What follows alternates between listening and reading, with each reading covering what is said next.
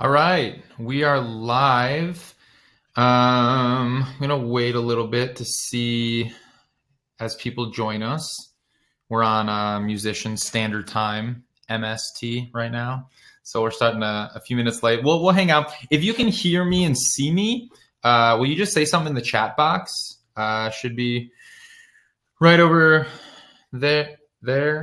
Just say like, hey, what's going on? Or maybe your name. Oh, Al, what's up, Ari? Hey, Al.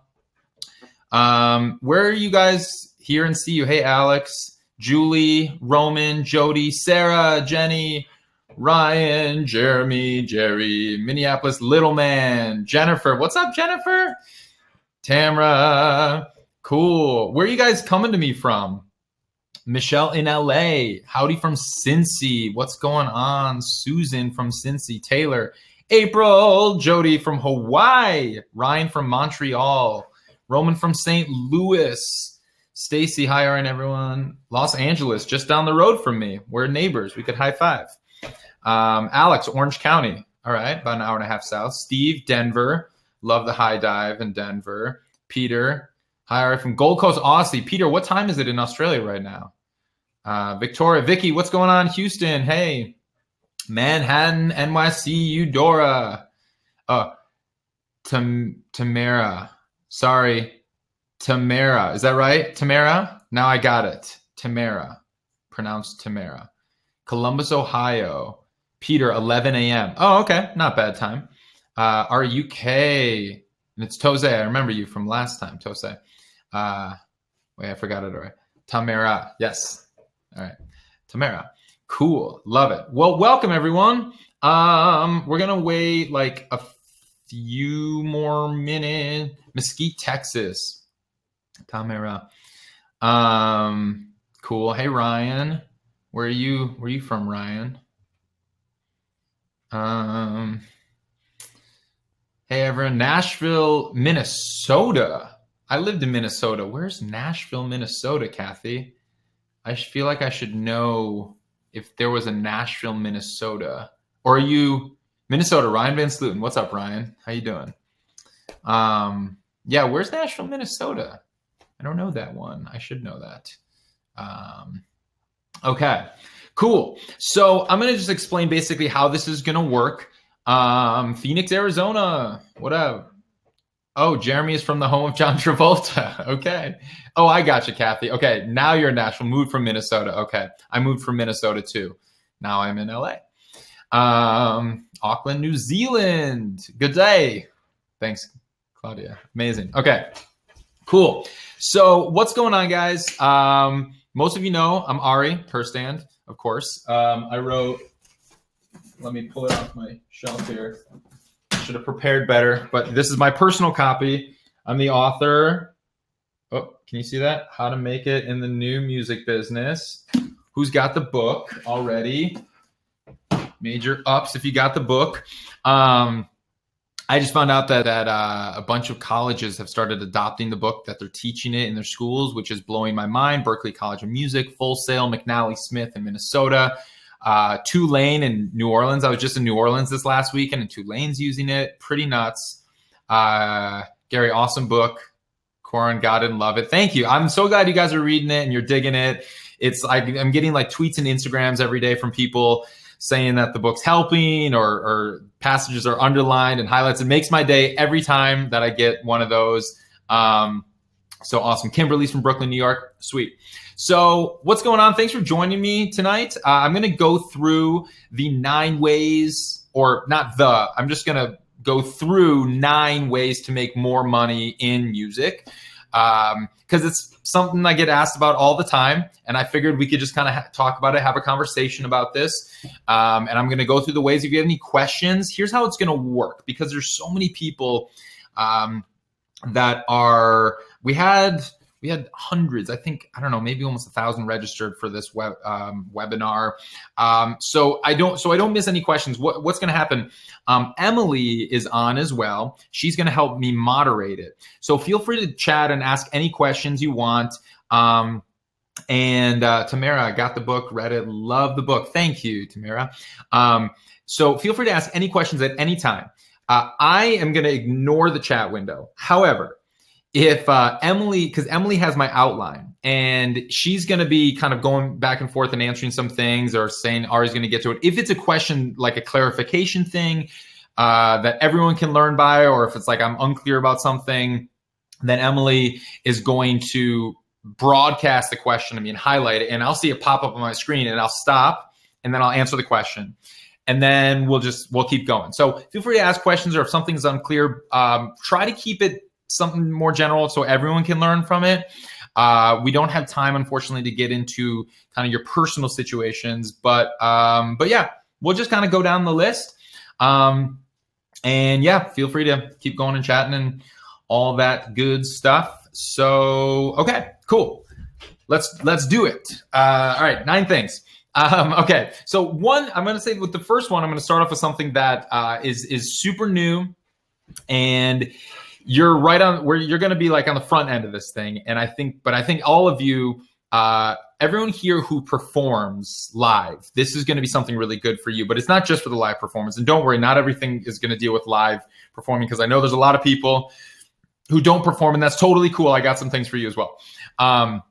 Okay, so Venmo, if you know what Venmo is, this is something that came out in the last couple of years. I mean, Venmo was created, it's like a simpler PayPal, and it's more so, it was meant to like text friend, it'd be as simple as texting friends money.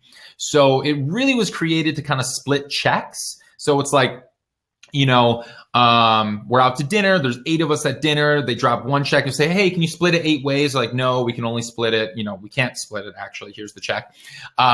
So one person can say, all right, I'll put it down. And since no one carries cash anymore, everyone could just, I was like, okay, what's, you know, divided by 8, we'll just, you know, I'll Venmo you.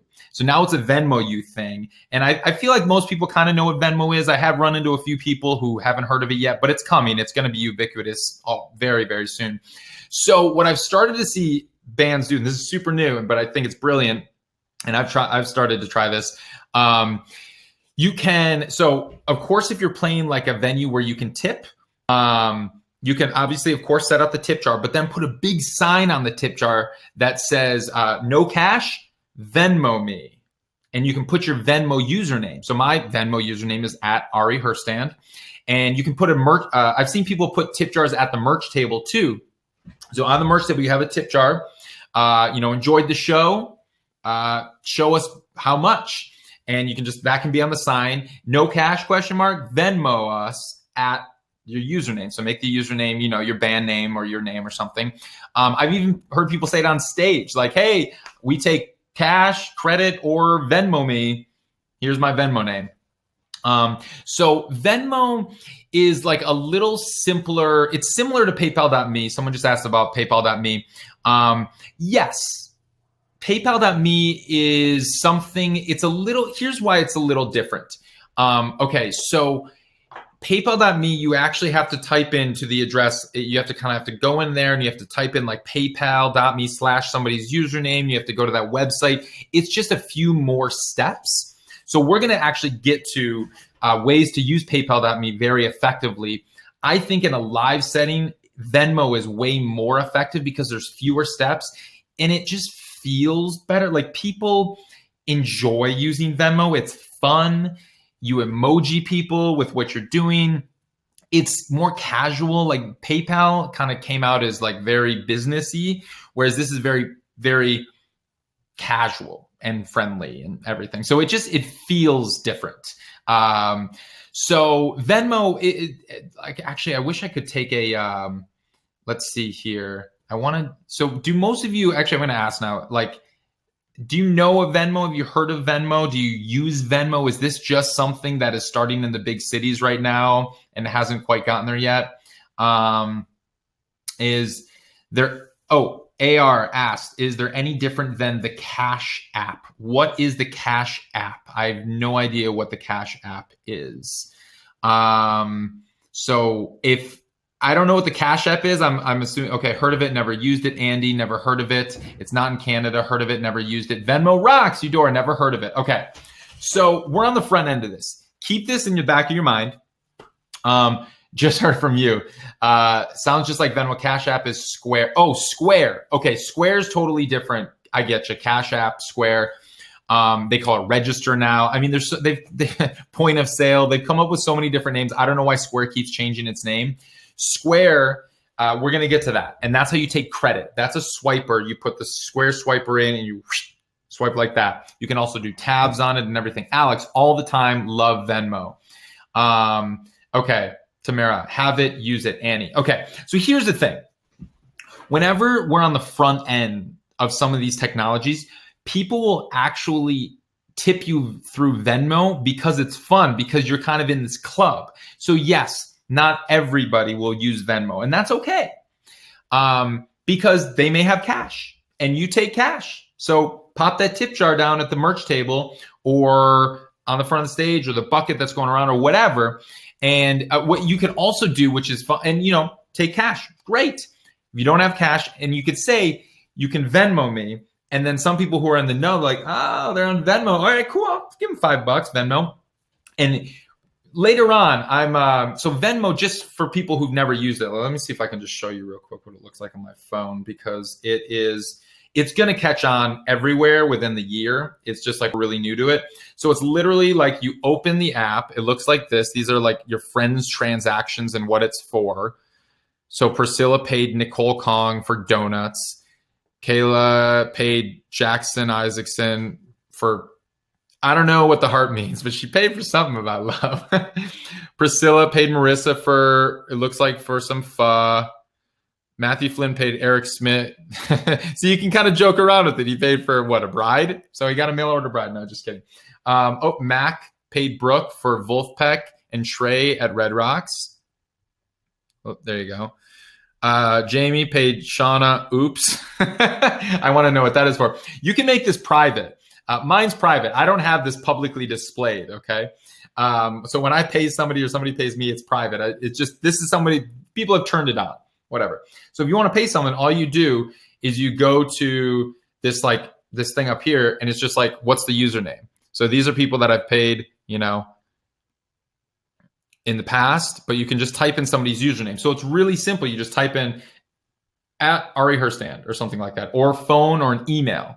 So whatever you want to do, and all your contacts are already automatically here. So you can it's just super simple. And what you can do later on, if you're thinking about this if you're thinking about this for your shows, you can like broadcast it like on a screen or maybe at the merch table or something like that. And you can like auction stuff off via Venmo. So you can say, all right, we're going to, auction this off, or, we're going to have like a little, we're going to have a contest, so whoever sends the biggest Venmo tip here is going to get this one-of-a-kind screen print or something. And you can do like a live auction. So instead of doing the holding up the signs and walking around and like getting them to sign a check or something, just Venmo us and you can participate. So it's coming. If you don't know of it and you haven't heard of it, you're going to very soon. But get on the front end of it. You can start using it now and experimenting with it. It can be conversations at the merch table. It can be conversations on stage. It's a fun thing. I've been seeing a lot of people in LA start to use it.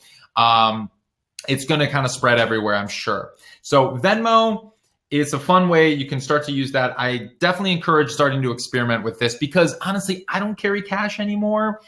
And I still want to tip people, or I want to buy things. And that's why, we're going to get to, it's later on. We're going to get to kind of the Square credit card swiper that we were talking about. And so you can kind of use that. Okay. Tamara says, wow, Venmo was created by PayPal. I feel like PayPal may have actually bought Venmo. I don't know, because I feel like Venmo was a PayPal, that was like a competitor, but now PayPal saw him like, oh my gosh, they totally beat us at our own game. So anyway, okay, moving on. That was one, Venmo. Number two. Now we are jumping to the people who maybe don't perform live, which is totally cool. One of my close friends, Peter Hollins, he made over, and I can publicly say this because he told me I could publicly state it. Otherwise, I'm not going to be just like throwing out what people make in income. Peter told me he made over $1 million last year without performing or touring. And really very little of that was on actual sales. So, talk about the new music business. Peter's doing in the new music business, doing it all basically online. And he's a phenomenal musician. He kind of built his career on YouTube. But anyway, so, okay. Number 2, live streaming.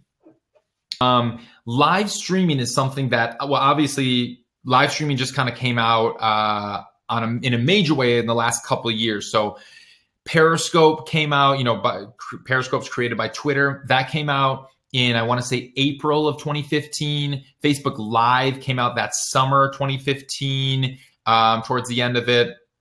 And now there's all these live streaming apps. There's obviously Periscope and Facebook Live, but there's YouNow.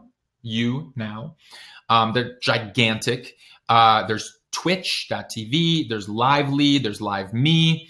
And then of course for musicians, years ago there was Stage It, which still exists, and Concert Window. And so, okay, I want to break this down into these categories. So Stage It and Concert Window. I used to do Stage It shows. I want to say like 5 years ago. I would do them just kind of in my space here. And what you do is Stage It and Concert Window are created primarily for musicians with existing fan bases, and they want to throw online concerts, and basically sell tickets to their existing fans or invite their fans to come for pay what you want. And then there's tipping features, and you can buy merch and that kind of stuff. That's Stage It and Concert Window. That's kind of how they function. Now, this other category of the live streaming apps like Periscope, like YouNow, like Twitch, like Lively, LiveMe, Live.me. These are where you can actually grow a fan base. So, okay, I'm going to use an example of my friend Claire Means. I talk about it in the book actually also. Claire Means, she had been busking on the Santa Monica Pier. I'm pointing like that the pier is that way, like 15 miles, 9 miles. So she'd been busking on the Santa Monica Pier for 8 years. And traditional busking, street performing, popping the tip jar out, playing guitar, had a nice display, and it was great. She was making a living doing that. Then one day, this was summer of 2015, she set her phone up and put on the Periscope app because she'd heard of Periscope. And she went, okay, broadcast, Periscope. So now she's live streaming to whoever wants to tune in. Now on the Periscope app, you can use the map feature and find anywhere in the world you can go. And actually Facebook Live has this also, the map feature, which they don't really promote it very well. And you wouldn't know about this unless you're like really looking for it. And I went down through the bowels of Facebook one day, and I was just like seeing all the people live streaming all over the world at any given moment. It's crazy. But Periscope has this, and they really do promote it. It's like one of the main features on Periscope. You can open it up. Let me just show you this thing. And then, so that's what she was doing. And people would like just zoom in and kind of tune in and use the map feature. So like, this is the map right here. Let me see if you can see this. So like, I mean, you can go all over the world. So where were you? You're in Australia and New Zealand. Let's see so here's Australia and New Zealand right now. Oh, sorry, there's New Zealand. Let me get New Zealand going on because I know it doesn't seem like anyone is broadcasting from New Zealand at the moment. But Australia, there's a bunch. So let's go back to the States and like in LA, and you can just kind of like zoom in. And so you can kind of see, and you just like keep zooming in and keep zooming in and keep zooming in. So this is Los Angeles. This is where I am. This is where everyone is periscoping right now. So you can just keep zooming in and like find one of these people.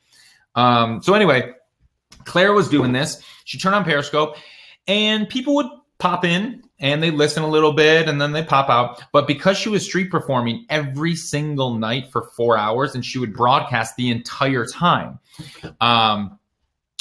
people started coming back and seeing that she was there. So they would return. And then there would be other people in the chat box in Periscope and they're like, oh, hey, Tamara, what's going on? I missed you last night, but it was cool to see you on Tuesday. How's it going? Oh yeah, this is my favorite song of Claire's.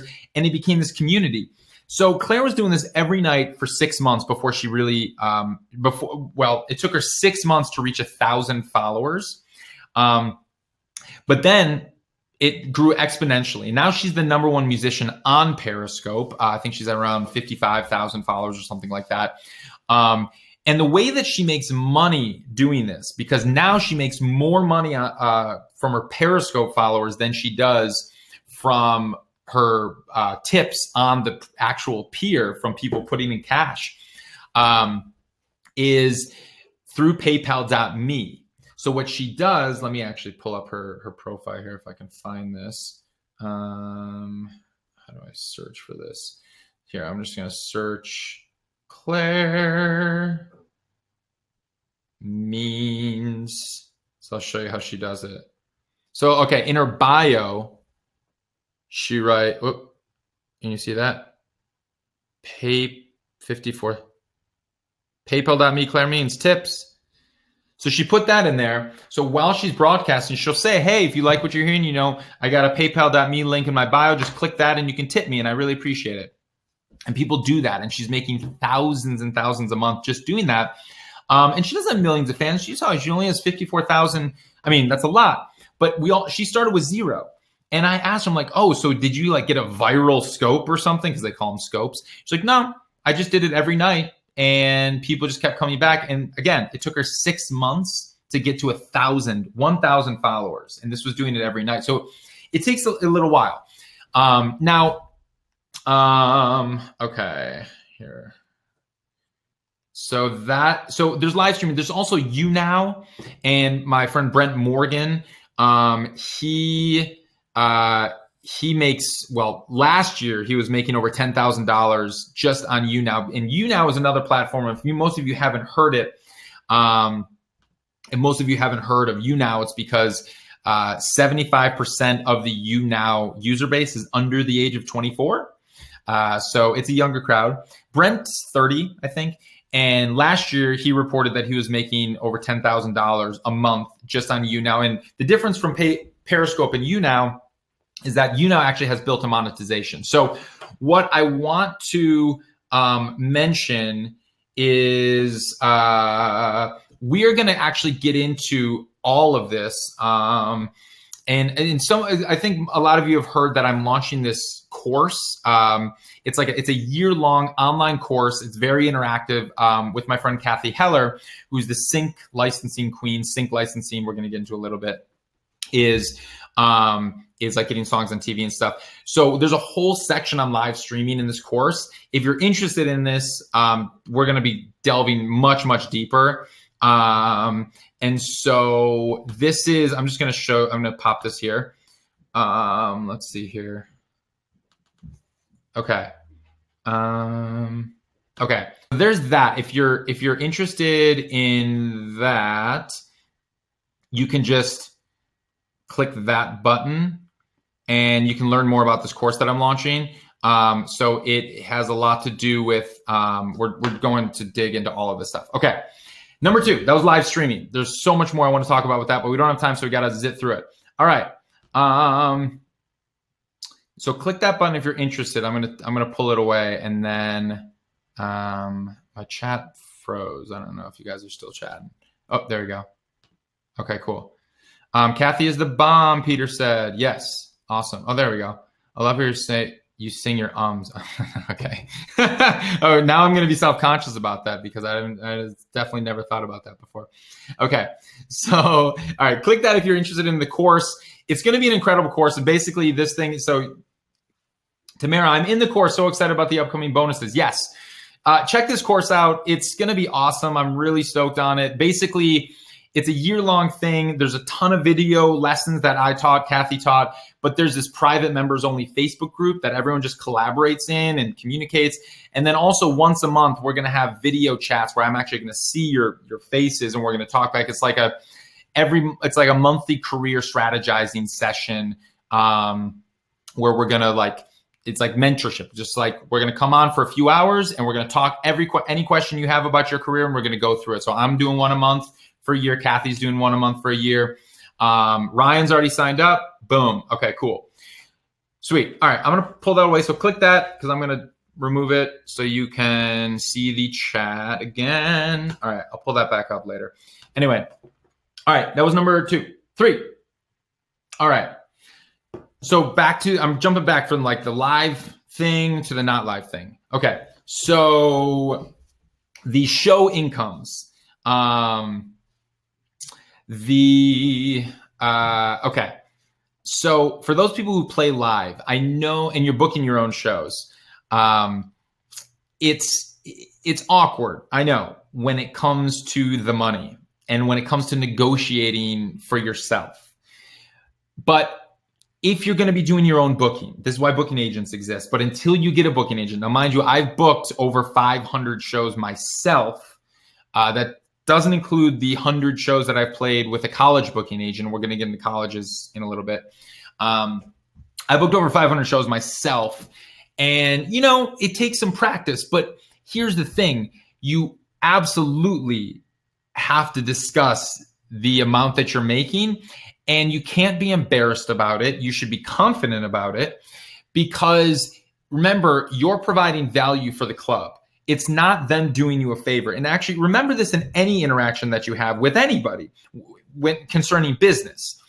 Never ask anyone for a favor who you don't know, who's not a close friend of yours. Sure, close friends will do favors for you all the time. It's reciprocated. You go back and forth with favors. Favors are amazing. But a club is not going to do a favor for you if they don't know you. Why would they do that? You have to show them that you're valuable. Show them that you're going to bring value. And, you know, every email interaction. So if you're going to email anyone in the industry, what are you providing for them? So if you're asking them for something, what are you giving them in return? Why should they take their time to respond to your email or help you out? You know, like, I wish I could sit down with every person that sent me a question. And I wish I could sit down with them where we could talk it all out and talk it through. And I really could get the core of everything they're doing and really help them out. And I used to do that. And then I got overwhelmed because word spread. I'm like, oh, Ari's the guy that if you have any questions about music, he's a musician who knows the business. So you have any questions about business, go to Ari. So people did. And then I got overwhelmed and I didn't have time. So that's where I started Ari's Take. So the thing is like, most people aren't going to do favors for people. So when you're negotiating with clubs, cut to the chase. Don't send them a 5-paragraph email about where you're the greatest band on the planet. They don't care.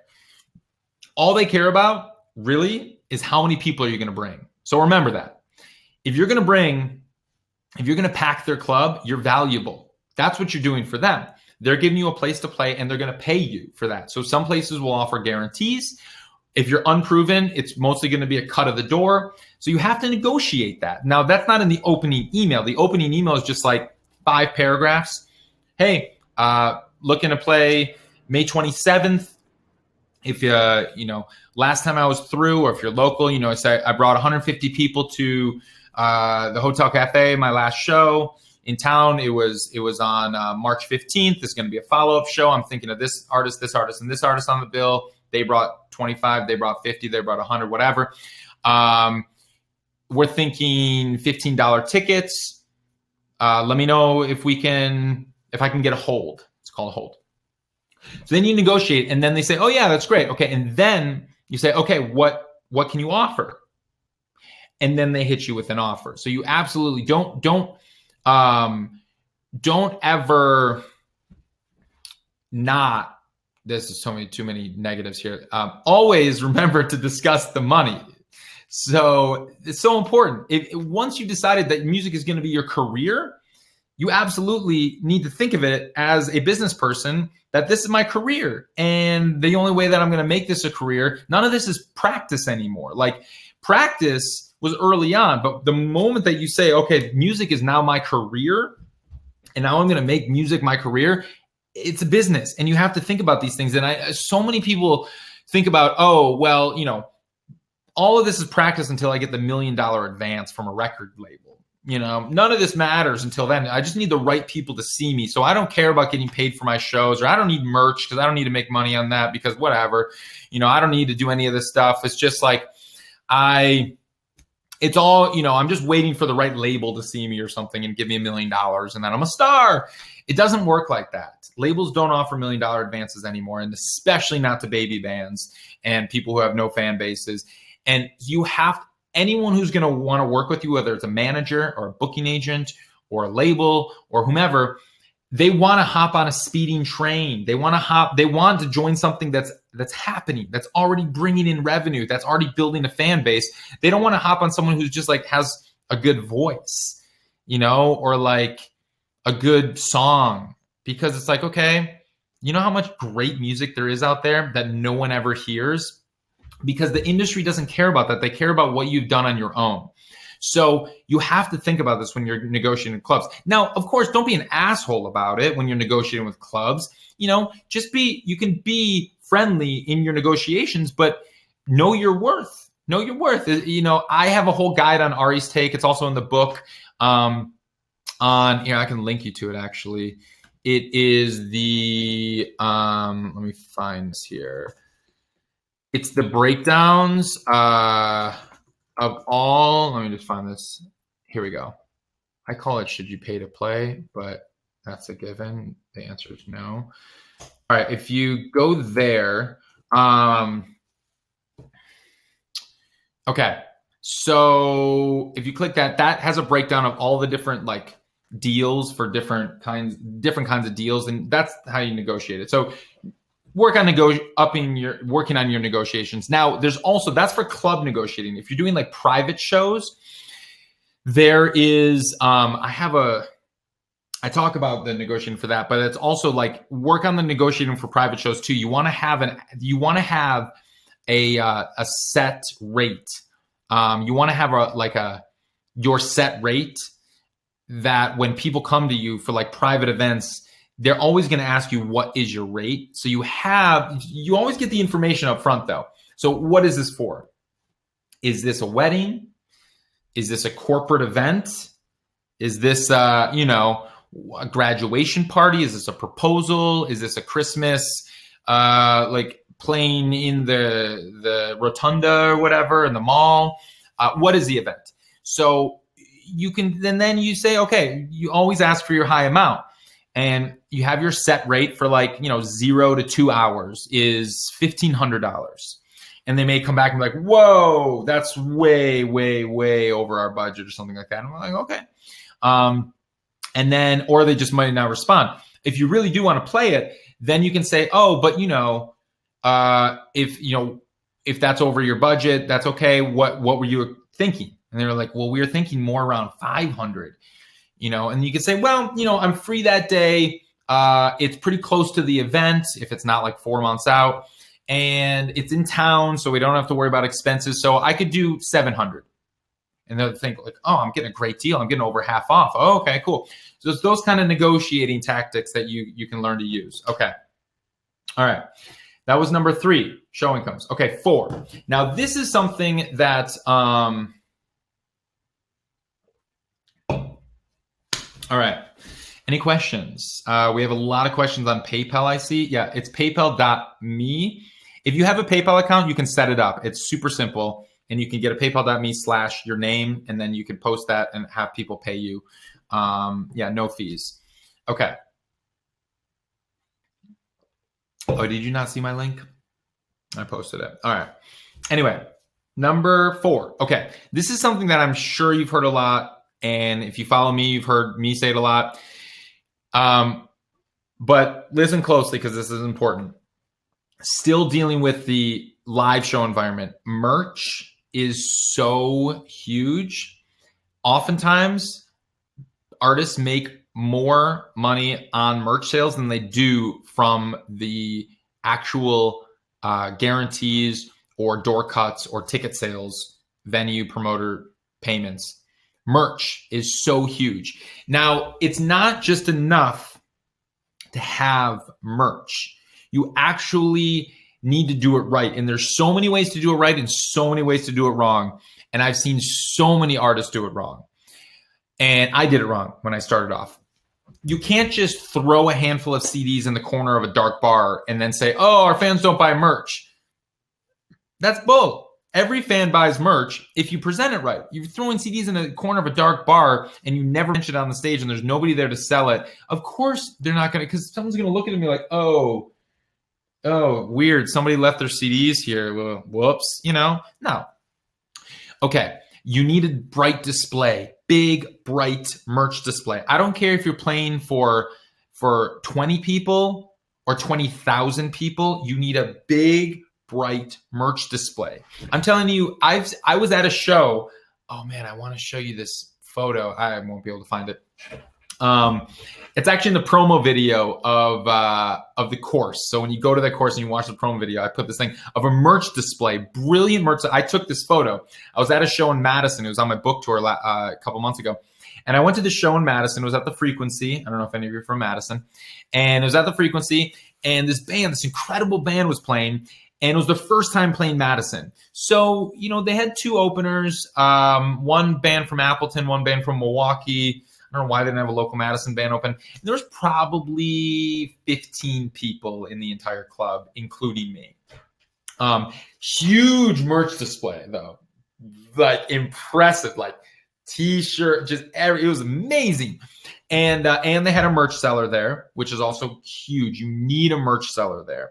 From when the doors open to when the doors close, somebody needs to be there selling your merch. Because if someone sees you perform and, you're playing from 10:30 to 11:30, even though you told everybody to get there at 9, and it's now like 11 and they got to go, they got to wake up for work tomorrow morning, you're going to, they're going to like turn around and they're going to leave and they're going to look at the merch table that looks brilliant. I'm like, oh man, I want that shirt. Oh, and they got vinyl. I love a vinyl record, but there's no one there to sell it to them. They're not going to like take it and like run up to the stage and be like, hey, stop the show. Here, can I buy this? Can you like swipe my credit card right there? Can you just set the guitar down? No, come on. That's absurd. It sounds absurd, but I think that's what a lot of musicians think. No, like you need somebody there while you're performing. Yes, 70% of your merch sales are going to happen after the show, most likely. But that 30% is a serious amount of money. A lot of some of it happens before the show starts. A lot of it happens during the show. You need a merch seller there. So I was at the show in Madison. Anthony, I'm going to get to your question in a second. I was at the show in Madison, and 15 people there. But they put on such an epic show. This rock trio, they're called Wild Adriatic from upstate New York, and it was incredible. I was floored. And, they put on an arena show in front of 15 people. I went out and bought $50 worth of merch, and there was a lot. Everyone there bought merch, okay? So even though there's only 15 people there, they didn't sulk. They didn't be like, oh, I wish there was more people. Oh, this is going to suck. I'm like, let's not even set up our merch because we're embarrassed. No, they set the merch up. They had the merch person selling it. They put on a killer show, and they probably made like $400 in merch from 15 people because everyone was buying stuff and spending a lot of money. And here's the thing. What you need to know is at Venue, which is an inventory tracking platform, at Venue, VENU, one word. They point of sale inventory tracking. They have integration with Square, the credit card swiping. They have tracked merch, and they said the average dollar per head, DPH, which means if there's 1,000 people there, the average dollar per head is $3.65 for 500 to 1,000 cap venues. $3.65. So if there's 1,000 people there, that's $3,650. So if there's 100 people there, that's $365. You just multiply $3.65 by how many people are there. And that is what you should be. That's your bar. If you're not reaching 365, if you're below that, you're below average, and know that everyone else is outperforming you in the merch department. So you have to up your merch game. Why is your merch game not on point? Maybe you don't have a seller. Combos are big. Create combos. You got 3 CDs and they're each $10. You can get all 3 for $25. That's a combo. Or a t-shirt. My t-shirt costs $20. My vinyl record costs $20. If you get both, it's $25. Or I'm sorry, $35. That's a way too good of a deal. So it's $40, 20 and 20, or you get them together, you save $5 and it's $35 or something like that. Those are combos. Have combos, have them brightly displayed. I mean, you should have a big merch display with all the prices, the combos. You should have the credit. Take credit. If you haven't gotten this by this point, take credit. You have to take credit. Credit card. Square is great. PayPal has one. as well. So PayPal's got a swiper, Amazon has a swiper, Square's got a swiper. Get a swiper. It hooks up to any phone, an iPad, whatever, and you can take credit. It's great.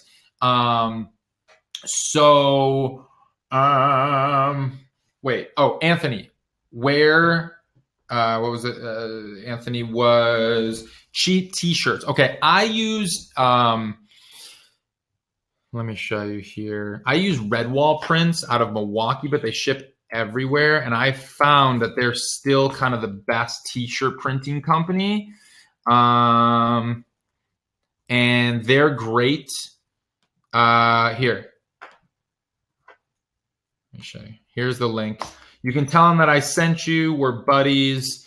I've been using them for years, but I used to do, like, I did a ton of research to try to find the cheap T-shirts and whatever. They're high quality, but they're inexpensive. They got their prices listed on their website. If you're looking for T-shirts, go to Redwall. Tell them Ari sent you. Okay. Al, please show us the pic of the merch display. Okay, yeah. Oh, AR. Also, for the merch, with the big merch display that we're talking about, like having tube lighting, and I used to have this thing that opened up and I had tube lighting in there. If you have battery-powered lights, even better, so you don't have to find an outlet. You need a tour with lights. Oftentimes, the merch section at the venue isn't going to have lights. It has to be well lit, bright, well lit. Bring lights, have it big, open. Tube lighting is great, but also have like big lamps that you can set up. Make it big, make it nice, bright. Okay, vendors for your merch display. Unfortunately, no. You have to build this. You have to make this yourself. If any of you want to start a merch display company, I will tell everyone to use it because I've had to build every one of my merch displays. I haven't seen anyone that has come out with a great merch display because everyone is, you customize it to what you have because there's no one right merch item. Let me show you actually what my friend, I'll be right, hold on. I'm grabbing the merch stuff. Okay. I was just at my friend's show in LA. Her name is Wokes. It's spelled V-O-X. And she's phenomenal. She's actually playing New York tonight. Well, that's too late. But I saw her in LA. She's a friend of mine. It's her vinyl record. And that's like, why is her so washed out? She's not, whatever. Anyway, she's like this like floaty, ethereal, electro, but chill, artist that always like wears a veil when she performs. It's super cool stuff. She like gets tons of blog coverage, Pigeons and Planes, Sterigum, Nylon, etc. So her merch, she had this. So she always wears this veil. She performed in a church. She sold candles. See that? That's her. She sold these candles. And she sold these, because she wears a veil. She sold these handkerchiefs, and on it was embroidered the name of her new record, I Was Born. You can kind of see that. And she has a little flower embroidered here. But it's kind of like a mini veil because she performs in this huge, like 30-foot veil. And these handkerchiefs were wrapped in this thing, which had candle wax. Where's the V? V. And like she did an Instagram story of her like actually pressing this thing down. And she sold vinyl records. So like she customized this merch to make sense for her project. Now, it's not going to make sense for everyone to sell candles like this. If you're like a hardcore metal band, you probably don't want to sell dainty handkerchiefs like this in this kind of a thing with candles. But for her, it was brilliant, and she sold a ton. What do you make the merch display out of? Okay, so this is a question from Al. It's different. Some people tour with like an old suitcase. They get like a suitcase from like an antique or like a thrift shop. That's okay. It's kind of small for my taste. You can open it up. You can put tube lighting in there. Make it look nice if you only have like CDs or like little records like this or something like that. For my big tours, I went like for one of my big tours. I went to Home Depot. I've done a few different kinds of merch displays. One of them, I went to Home Depot. I got the thick cardboard, not cardboard like box cardboard, like actually cardboard. They cut it. I measured the dimensions. I like built it, and I am not a handyman carpenter. I built it. I glued like the thing around. I got clasps, and we screwed in the clasps. This thing like opened up, and it was like big cardboard with wood around the edges. I bought tube lighting. I glued. Oh no, we put the tube lighting in from clamps that we screwed in the clamps, and the clamps held the tube lighting all throughout. And in the back, it was the hinges. So we put hinges on, so it would open and close. And then everything was in there. So I put cork. I super glued cork on there so I could pin my T-shirts up. I super glued the CD. I think like the display or the prices, my CDs, the record, everything I had would just like fit in this huge thing. So, but I've seen everything. I also like got a metal grate that was self-standing, and I kind of hung T-shirts and displayed everything on there. I got this from Target, like a metal grate. It's like a shelving unit.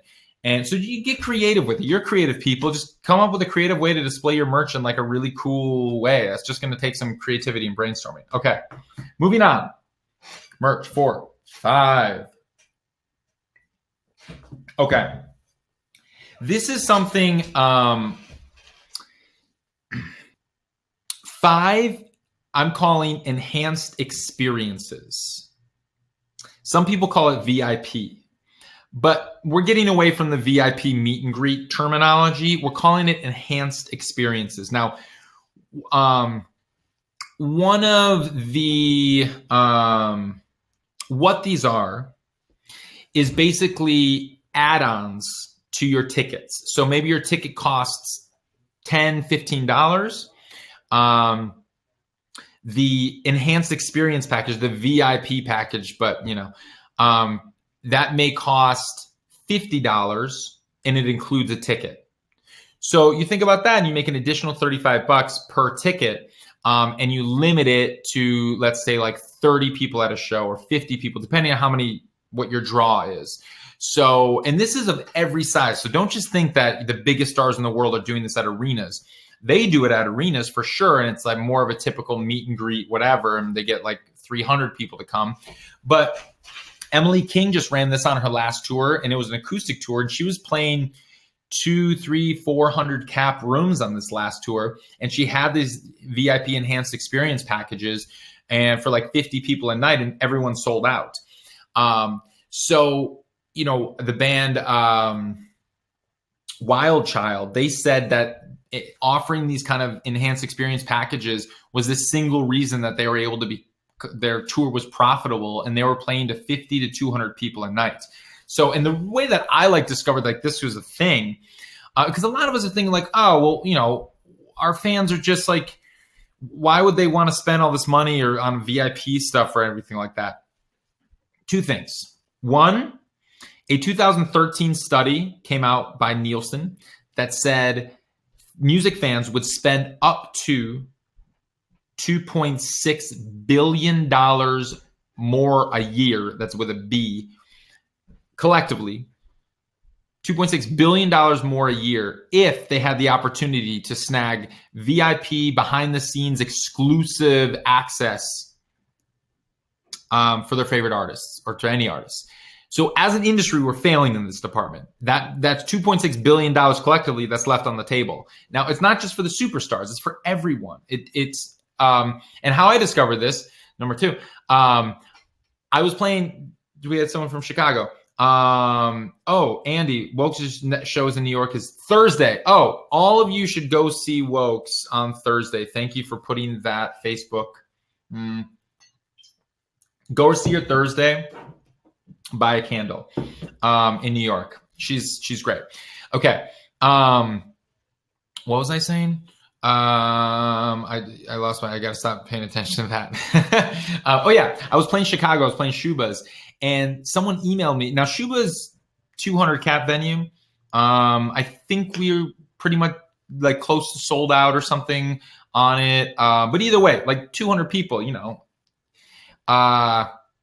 At the time it was 3 years ago, I think. I didn't offer any VIP options or any enhanced experience, so just whatever. Someone emailed me out of the blue and they're like, hey, Ari, coming to your show, really excited about it. I'm bringing a date and I'm wondering if I can pay you $100 to bring the date down to your green room. And I'll pay you another $100 if you'll play us a song. And I'm like, that's the easiest $200 I ever made. I'm like, yeah, sure. Okay, cool. So I gave my tour manager, I got their number. My tour manager went and got them. It came down to the green room. We hung out for like 15 minutes. I gave them some green room beers. I played them a new song. They sat front row. They loved it. I'm like, man, I am leaving money on the table. I should be doing this. So now people are doing this. And so there are some companies that do this, help you do this, and their entire industry is this. So CID is one. Now they typically work with big stars, like Luke Bryan is one of the big ones they've done. They do arena tours, but they did Emily King's tour, and they are starting to work with some smaller artists that are playing the 500 to 1,000 cap venues. So I would say once you're starting to bring 50 to 200 people at every show is when you should really start thinking about doing these kinds of things, because people will pay for it. And they will actually organize the entire thing for you. So CID is this company that does it. Bandpage used to do it, but Bandpage isn't doing it anymore since they got bought by YouTube. Obviously, like Live Nation does it for like the big ones. But CID is a company worth looking into. You can set this up on Songkick. You can create your own, like you can set something up if you have a website through Bandzoogle. You can just create your own VIP package and sell 2 different tickets. Like one is for the main ticket, and you can just explain what the VIP is. What's the website for CID? It's cidentertainment.com. Here. Now, don't everybody go hit them up and be like, hey, can you help me make money? No. That's not how it works. Only hit them up if you're drawing 50 to 200 plus people a night. So you're going on a tour of like 10 to 20 or more cities, and you're saying, okay, we're going to draw probably 50 to 2 to 3 to 400 a night. Can you help us out? Then that's the way to do it.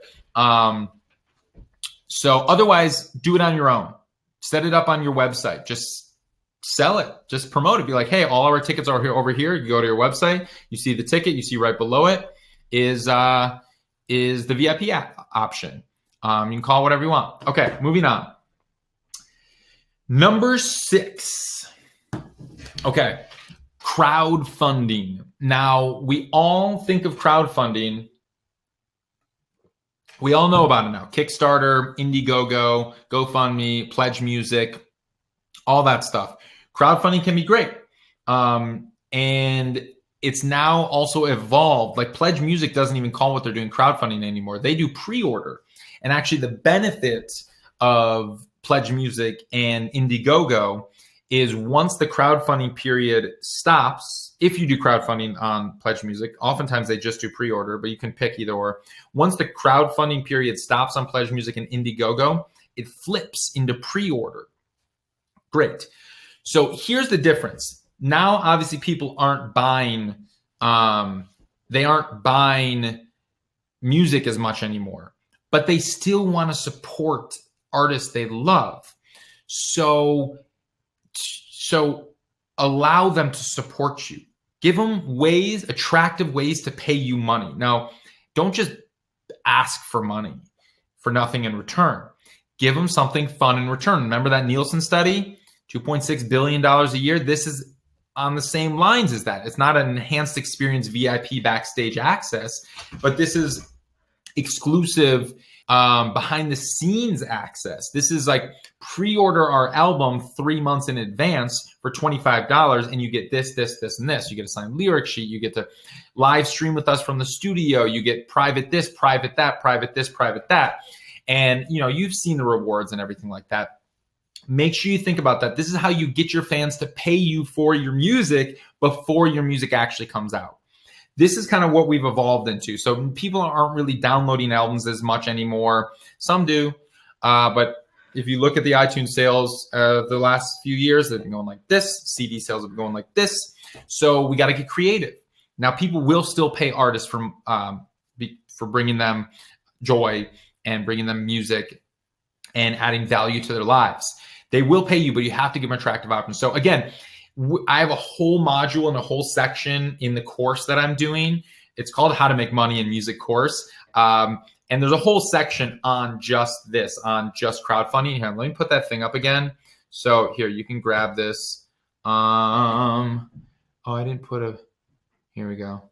So grab this, and because enrollment is going to close very soon on this course, so register for this, because once enrollment's closed, it's closed for the year, and we're just going to be working with the people that have signed up for this. So make sure you enroll within the next 2 weeks, because then we're closing enrollment. But we have a whole section on crowdfunding and a whole section on number 7.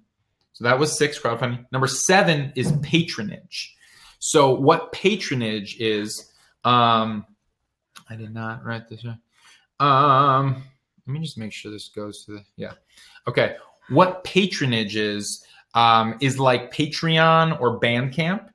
And this is ongoing support. So whereas crowdfunding like Pledge Music or Kickstarter or Indiegogo is raising a bulk amount of money for one big project like an album, patronage, ongoing support, is to get you ongoing support for your music. So Patreon and Bandcamp, they're like, oh, pay me $10 a month and you'll get this, this, this, and this. And it's oftentimes passive reward. So not something you actually have to put in the time for. You just have access to these things, access to these demos, access to whatever a chat that we're doing. $10 a month, and you can help out ongoing. So whereas, and people run these simultaneously. People will run a crowdfunding campaign for an album. At the same time, they're doing a Patreon or a Bandcamp subscription model. So patronage, definitely something to look into. We're covering it in the course. I got a whole section on how you can do that. And a lot of times we don't even, a lot of times with the patronage stuff, it's for people that aren't even performing live, or you can be performing live. You can get creative, and we're going to actually discuss and brainstorm a ton of different ways that you can really use patronage services and all the ones out there for you in the course. Okay. There it is. That was 7. Okay. 8. Also, there's 3 sections in the course about sync licensing, because this is Kathy Heller's specialty. And for those of you who are in the course that you mentioned before, you've been in the course, you're loving it. Awesome. Kathy is teaching this section because I call her the sync licensing queen. Sync, which means synchronization. Jennifer, what's up? Jen's in the course. I called you Jen. I hope that's okay. I'm going to go Jennifer. What is the difference between the course with Kevin and the course with Kathy? Worth taking both, or will it repeat info? Okay.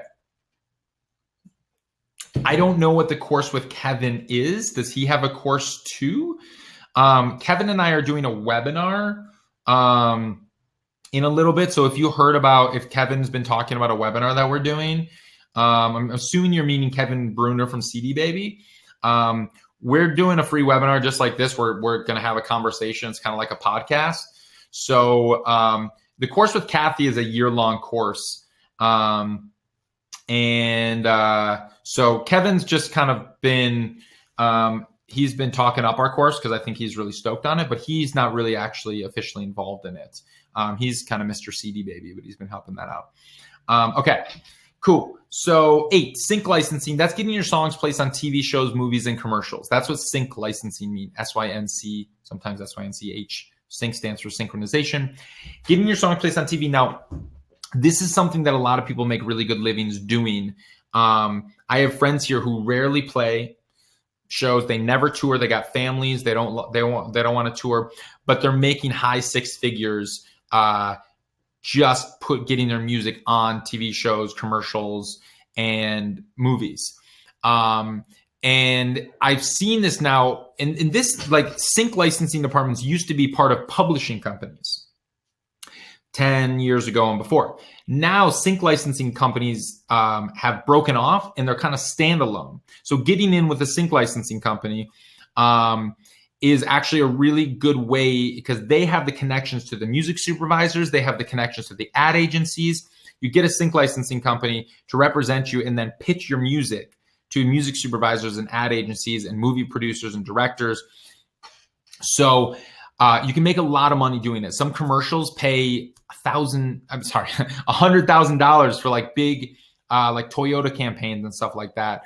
And it's not based on how big a star you are, because every music supervisor I've talked to, they say if the song works, it works. If it works, it works. They need it for the scene. They need it for the commercial. They need it for the movie. They need to evoke an emotion. Whether it's you or it's Coldplay, it doesn't matter if the emotion that they're trying to evoke, if they can pull that out through your song. So that's actually, sync licensing has become a way in the last 10 years that indie artists are actually making a lot of money doing this without being stars, without getting songs on the radio.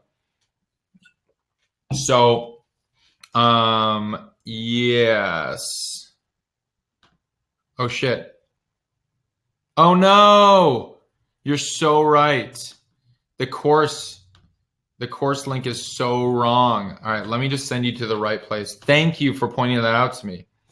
How to make money. Don't sign up for that other link that I put you there. Let me give you to the right place.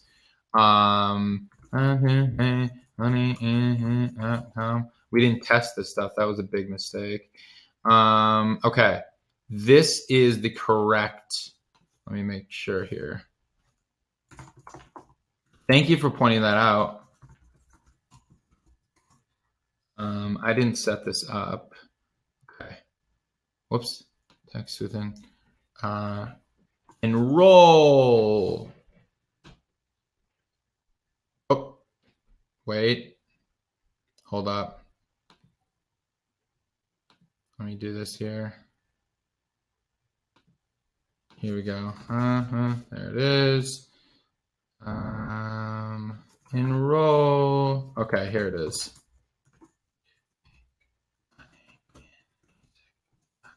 Here's the course. I don't know why I can't get a title, but just click that enroll button. I just created this on the fly because I think this is, let me make sure this is going to work.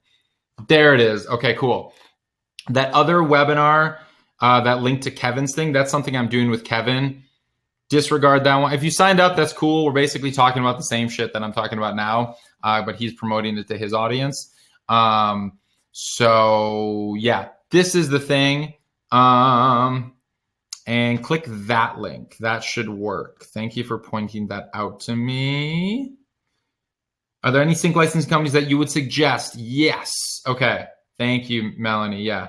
Okay. Yes, I have a list in my book of 14. We're also giving a list of 25 sync licensing companies that we suggest to everyone in the course. And so you can enroll by clicking the enroll button for our course, and you're going to get all the sync licensing companies that we recommend.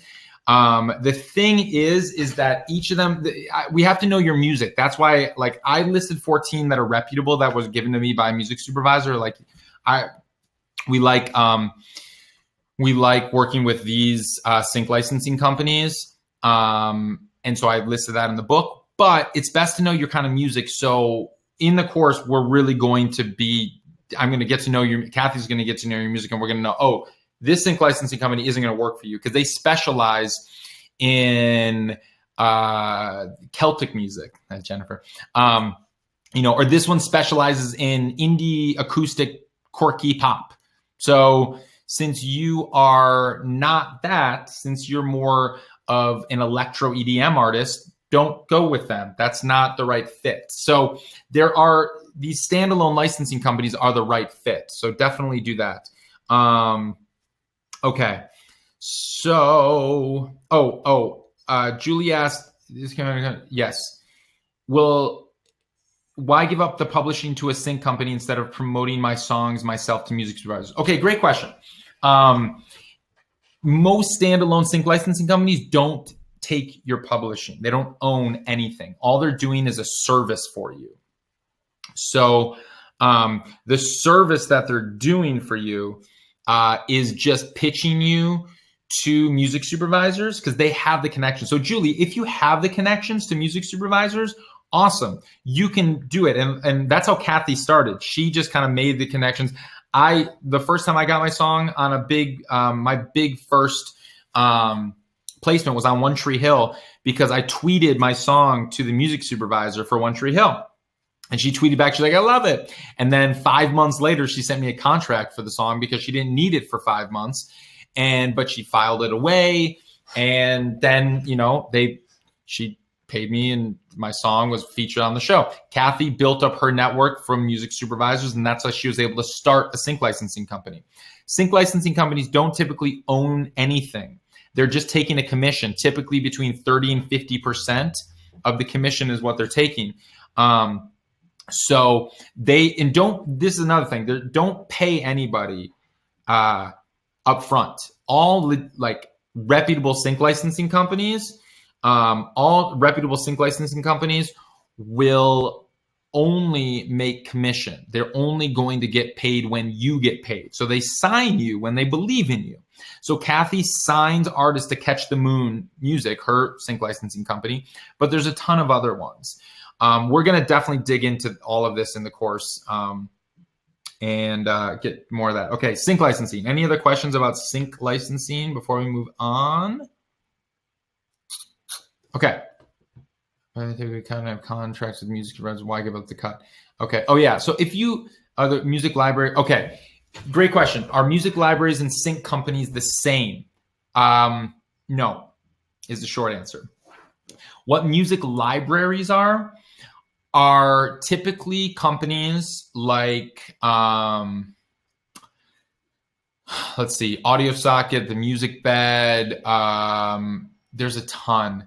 I'm not thinking of them off my head. I actually have a list in the book of music libraries. Music libraries are non-exclusive. Sync licensing companies are typically exclusive, meaning music libraries is just like a searchable thing where you can, basically wedding photographers can go to a music library. If you search like music for wedding video, you'll see these music libraries show up. And basically they'll pay you like $60 to legally use your music in the wedding video. Or like corporate training videos will pay like $500 to use your song in a corporate training video. So, that is a music library. Music supervisors typically, they've told me, they kind of look down. It's different tiers. Like music library is kind of the bottom of the barrel. And like sync licensing companies are exclusive, meaning you can't work with anybody else. You're just with them. And these are vetted. These are trusted people. So music libraries are just like, I need a song, cheap song. It can be like so-so, it doesn't need to be great. Let me go to the music library and find something for cheap. That's not where you're getting the $100,000 Toyota commercial. Sync licensing companies will pitch you the $100,000 thing, Toyota commercial, that kind of deal. Cool? Makes sense? Okay. Song Trader and Hit License. Question about that. Music library report. That sounds like a music library. Song Trader is a new company, came out a year ago. I just sat with them. That's kind of a hybrid between music library, sync licensing. It's a middleman organization. It's kind of like Music X-Ray. It's like you submit to a middleman and they pitch you or you get pitched and stuff like that. But it's actually pretty cool. So Song Trader is worth looking into. You don't actually have to pay a lot of money for that. I don't know Hit License. There's so many of these organizations out there, but I will investigate. Song Trader, I did sit down with the founders a year ago and we dug into it and it looked pretty cool. Okay, Michelle, exclusive and non-exclusive. Your thoughts? Okay, here are my thoughts on exclusive versus non-exclusive. Let me pull that offer away so then I can make another one. Okay. So, hold on. Okay, exclusive versus non-exclusive. Well, what that means is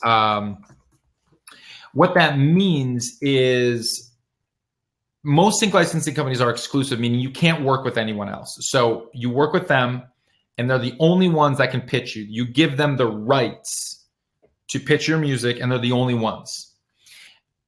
Now, that being said, there are some sync licensing companies that are non-exclusive. So they say, okay, we'll pitch you, but you can also get other ones to pitch you as well.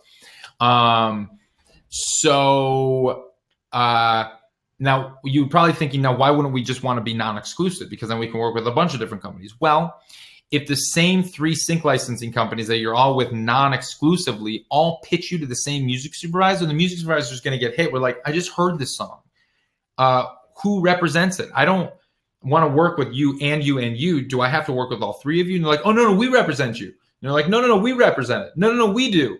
And now they're fighting over who represents the commission. The music supervisor is like, you guys figure that out. I'm not dealing with it. So unless you're certain that your licensing company is not going to overlap, that they're only pitching movies and this one is only pitching commercials, then that's separated. Okay. But if it's one, like, it's just like most are going exclusive these days. So that's just kind of how it is. I'm setting this thing up right now. Okay. So that was 8. Okay, 9. And I think I'm going to have a bonus 10 at the end too, because I have one more I just thought of. Okay. Hold on a second. Yes. So, Michelle, excuse me. Oh yeah. Okay. Publishing admins, are they worth it? Okay. So here's the thing with publishing admins. Okay. So publishing admins are different. That's basically what they're doing. It's publishing administration. So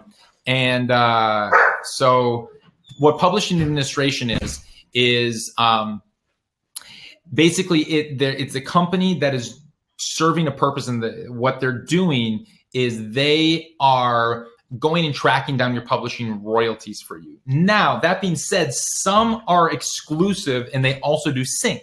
So for instance, like TuneCore Publishing, they're an admin publisher, which means they go around the world and they track down your publishing royalties for you, they collect them, and then they pay you, and they take a commission. TuneCore Publishing is exclusive. You heard my dog bark? Yeah. TuneCore Publishing is exclusive for sync, meaning you cannot work with another sync licensing company if you use TuneCore Publishing for your admin publisher. However, CD Baby Publishing, mommy's home. Sorry, my dog is going nuts because mommy just came home. She's going in the other door, Blue. My dog's name is Blue. Mom's coming home. She's going in the kitchen door.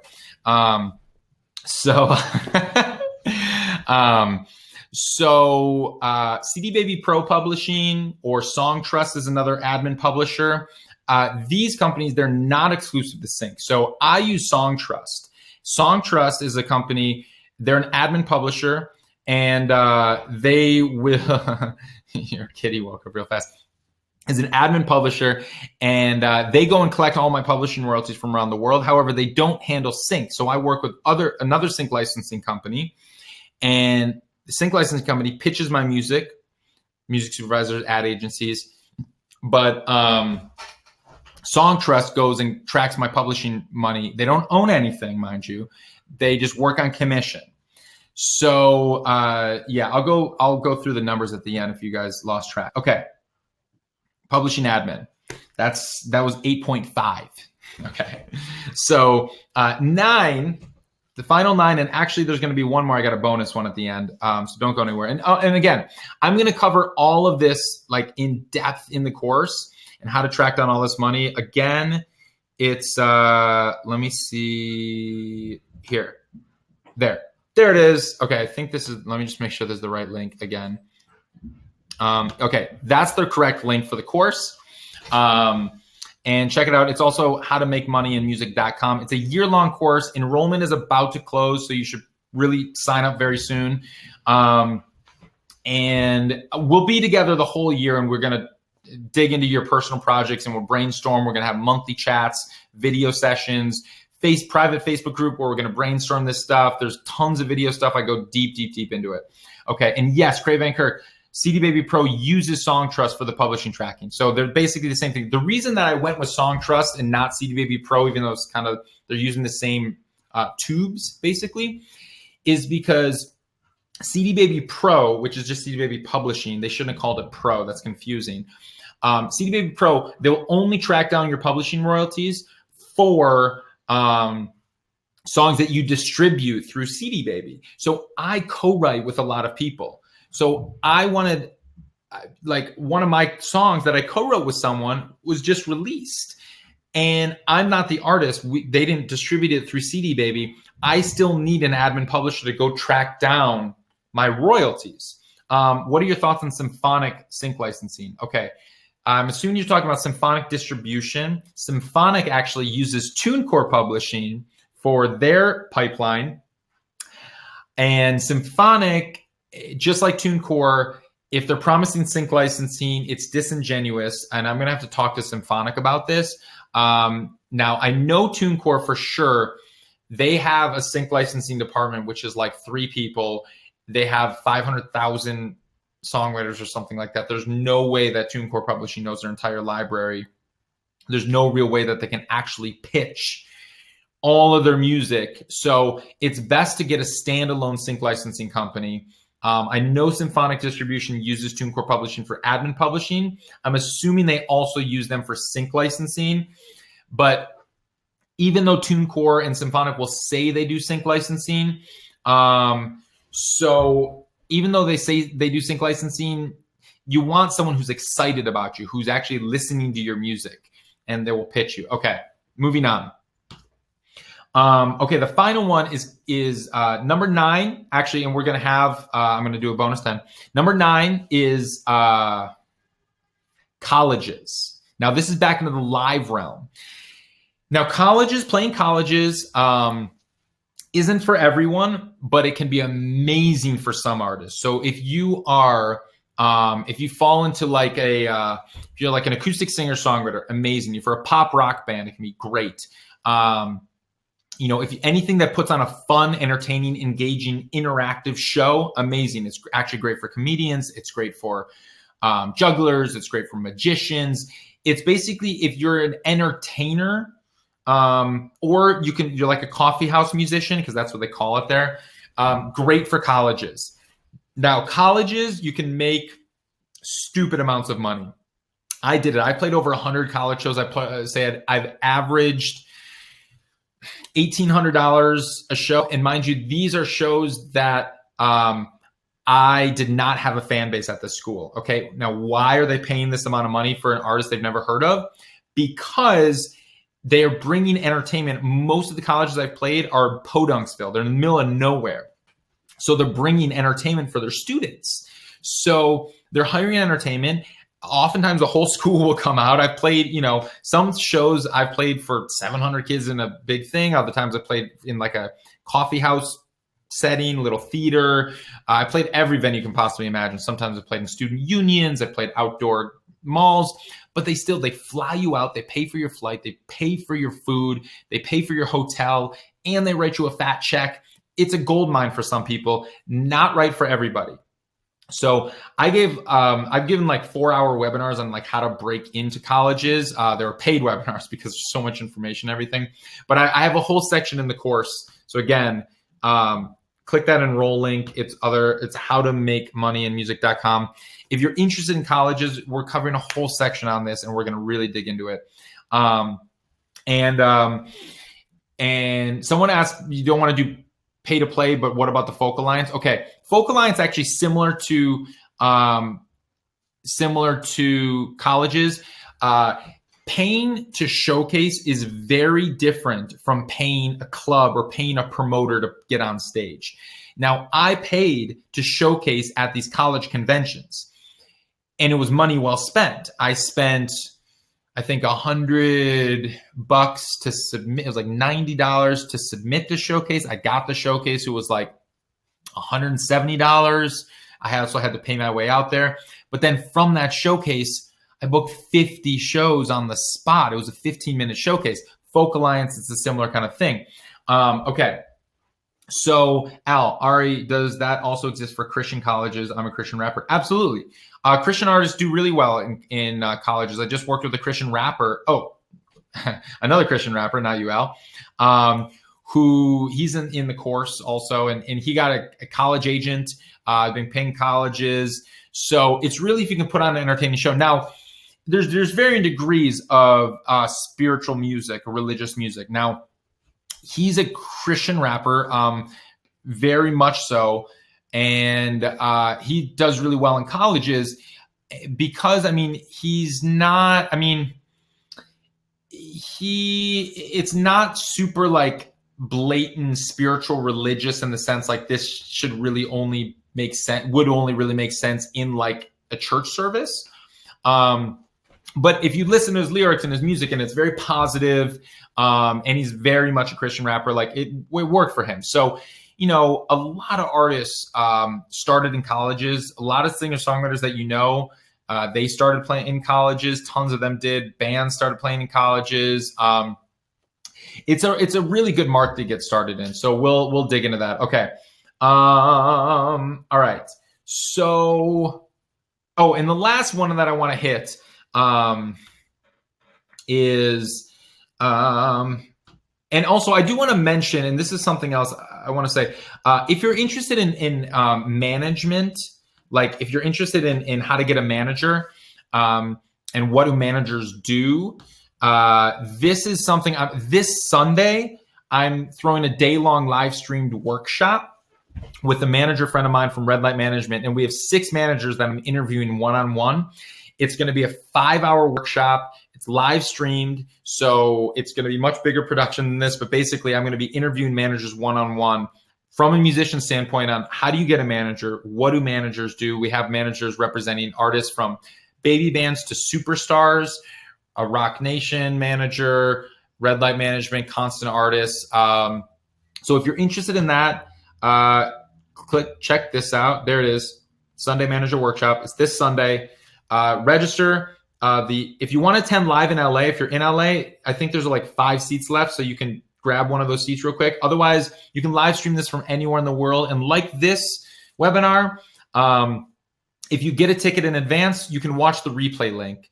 But if you attend live, you can ask questions to the managers on the spot. So basically, Emily, who's with us right now, she's going to be monitoring the chat window, and anyone who has a question, she's going to ask the managers a question. You can also submit questions in advance. You can record yourself via video. We'll broadcast. We'll play it on the screen. The managers can watch it, and it's going to be great because one of the questions that I get asked all the time about is how do I get a manager, or what do managers do? So this is why I'm putting this together, because I'm just like, you know what? I'm bringing 6 top level managers. If you want to know what management is, you want to know how to get a manager, sign up for this. This is going to be amazing. I'm stoked on it. Okay. Last thing, number 9+, 9.5, 10, even though this is 9. Okay, is distribution. Now, distribution is like going through CD Baby or TuneCore, DistroKid or Symphonic or 1RPM or Horus or whatever, all the distribution companies, or if you're a tier above, InGrooves, Believe. I have a comparison on Ari's take on the different digital distribution companies, but basically this is getting your music to iTunes, Spotify, Apple Music, Tidal, Amazon, Google Play. You want to be out there. You can make revenue, believe it or not, from your music still. So yes, downloads are dropping, CD sales are dropping, but if you get your song on a Spotify playlist and you start to get millions of plays, this happens all the time to baby bands, that is legitimate, serious income. So you want to find the right distribution company. Some of them charge a commission, some of them don't. Some of them charge an upfront fee, some of them don't. So that's that. Oh, Deborah, does it expire? I teach and would show it to students. No, the manager workshop link, you'll have the video forever. I'm going to send you actually the download link so you can play it as much as you want. I'm going to send you the .mov file for the 5-hour workshop so you can sign up for that. Okay. Who do I use for distribution? I've used 5 different companies for distribution. I've tested a bunch of them. And actually, I'm using all of them to test them out for this new distribution update that I'm working on. So Anthony, provided you have the right kind of promotion, how do you feel about releasing only singles to streaming sites and forcing the consumer to purchase the CD download code directly from your website? No. Okay, here's the thing. You cannot force fans to consume music in a way that doesn't make sense to them.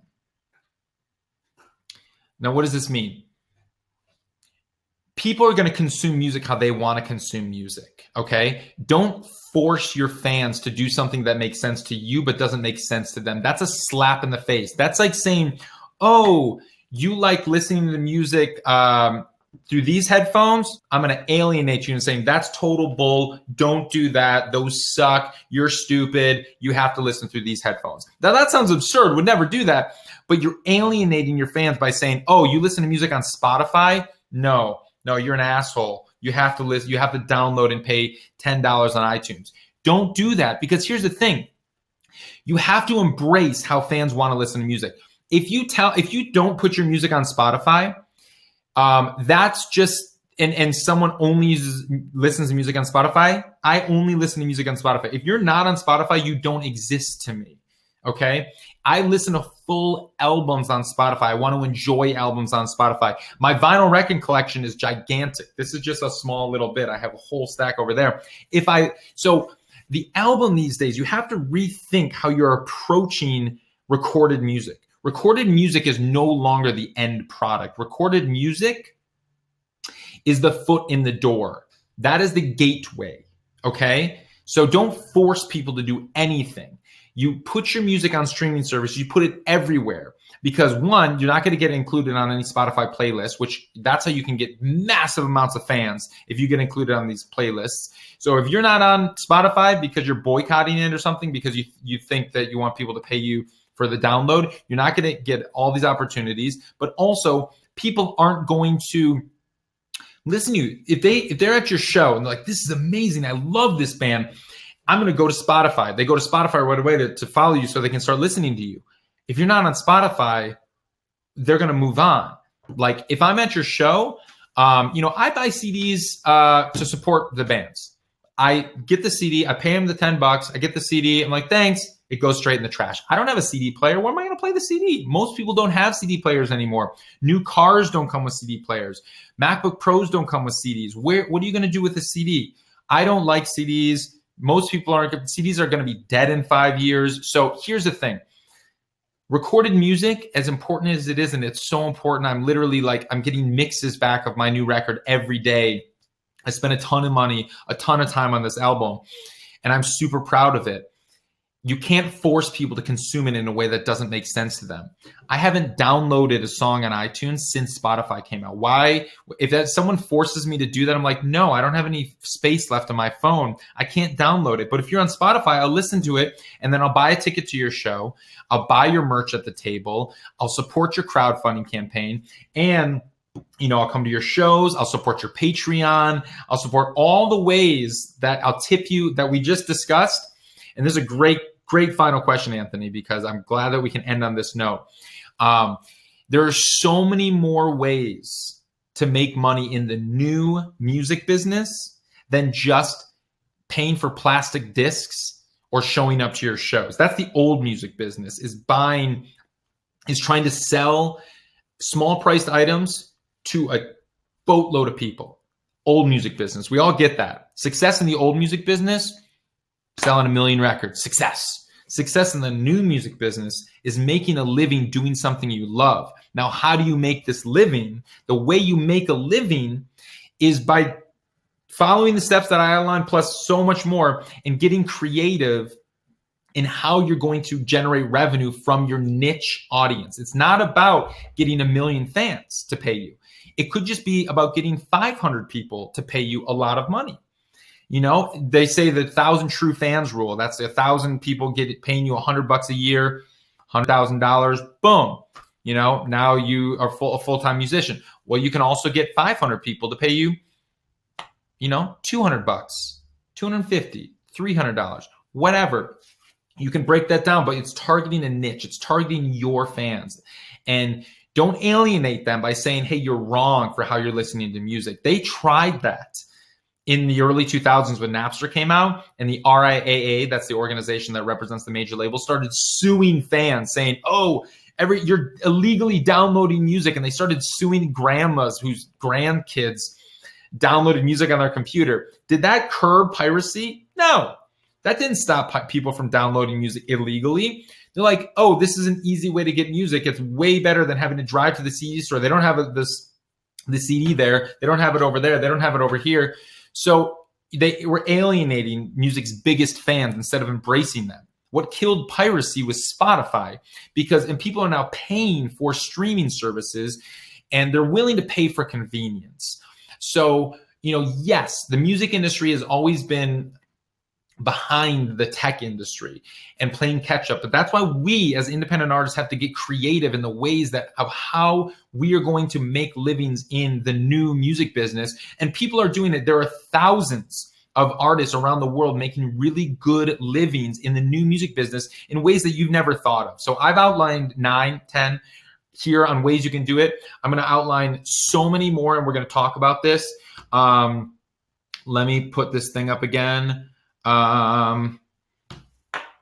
The how to make money in music. This is this course, Make Money in Music, the course, and what you should join us if you want and enroll in this course. It's going to be amazing. Hold on. I know some of you are already in it. I'm excited to continue this this year with you. And let me make sure that link works. Yep, it works. Okay. That's always double check your work. That's the triple check method.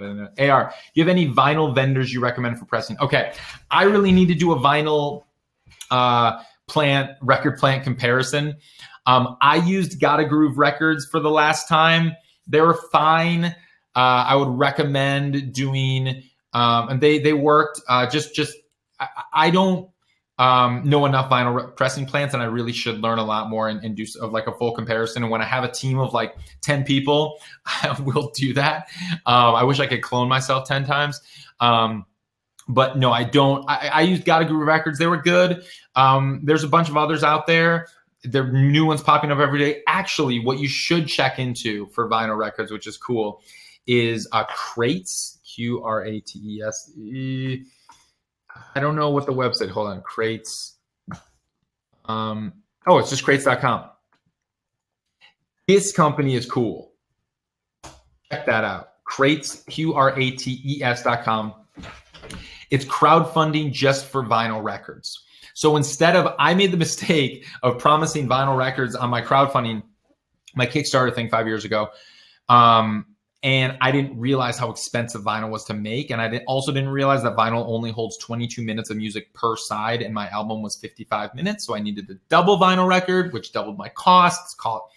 It was so expensive. Crates is really awesome. It's basically just crowdfunding just for vinyl. So if you just get 500 record, basically you don't have to pay for any money up front. It's like if your fans want vinyl, you can run a crowdfunding just for Crates. The glides are in the house, theglides.com. Check it out. John, so is it better to release vinyl over CDs? If CDs are going, great question, John. Here's the thing.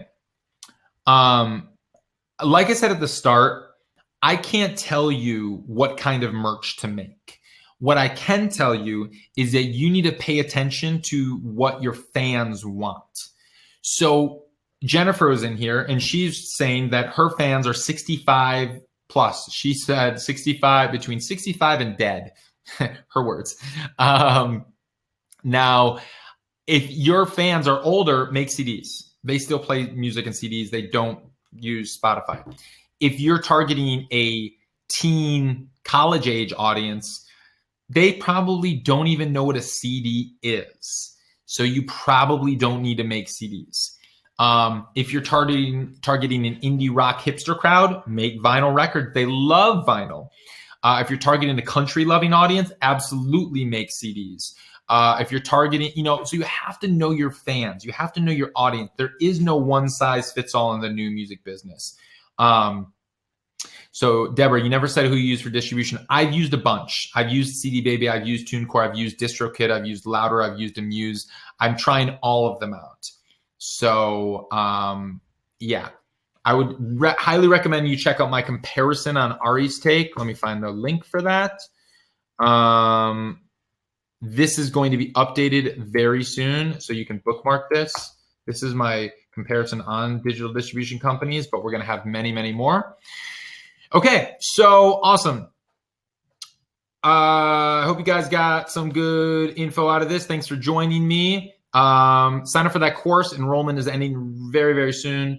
And you know what? If you sign up, let's do like a bonus. If you sign up before this Friday, I'm coming up with this on the spot. If you sign up before this Friday, I'm going to give you 2 PDFs. One is 26 things to do before you release a song or album. It's a full breakdown of 26 things to do. And I'm also going to give you how to contact blogs for review, PDF information. So sign up by this Friday for the course. I'm going to send you both those PDF documents. And also, John, a discount on your book. Amazon is actually running a 48% off sale right now on the book. Head over to Amazon. You can buy the book. It's just, again, it's how to make it in the new music business. It looks like this. You can go to Amazon. You can search my name on Amazon, or you can just search how to make it in the new music business. It's 48% off on Amazon. Go grab it there. It's like $15 right now. So that's a better deal than I get if I want to buy my own book from my publisher. So I've been buying my books from Amazon because they only give me a couple of free copies, believe it or not. Okay. If you buy a hard copy, they give you an ebook. Boom. There you go. Amazon for the win. Okay, cool. Have a great night. Thanks. The book is the jam. Thanks, AJ. Thanks for joining me. I will see you in the course, or I'll see you Sunday for the manager workshop. Again, that link is expertconversations.biz is the link for the manager workshop, and the link for the course again is how to make it in the it's how to make money in music. That's the link for that, I think. Let me double check. Okay, cool. I gotta bounce. Have a great rest of your night, day, morning, wherever you are in the world. If you're watching this on replay, cool. And I will see you next time. All right, peace.